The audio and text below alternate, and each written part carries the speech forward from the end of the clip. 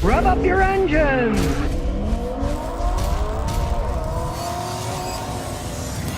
So now it turns out that an Uber self-driving car killed a pedestrian in Arizona. It didn't know that people could cross the road at places other than the crosswalks. Well, let's see.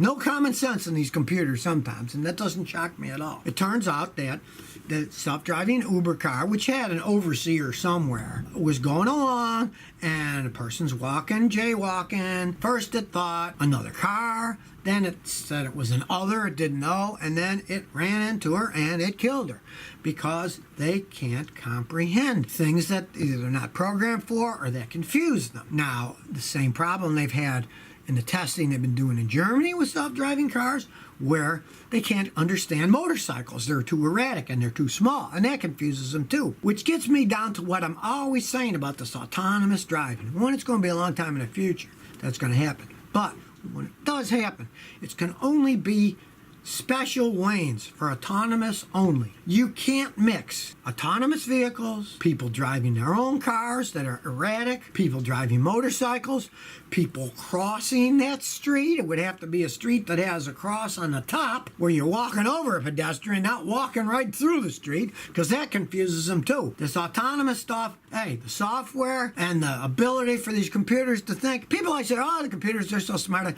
Nonsense. Let's use a common example that we all see every day, and that's what?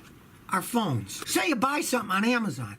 Then what happens for the next few weeks? You get advertisements for that same thing you just bought. The computers are so stupid. Oh, here, buy another one. Buy the same thing. No, you already bought one. You don't want to buy another one.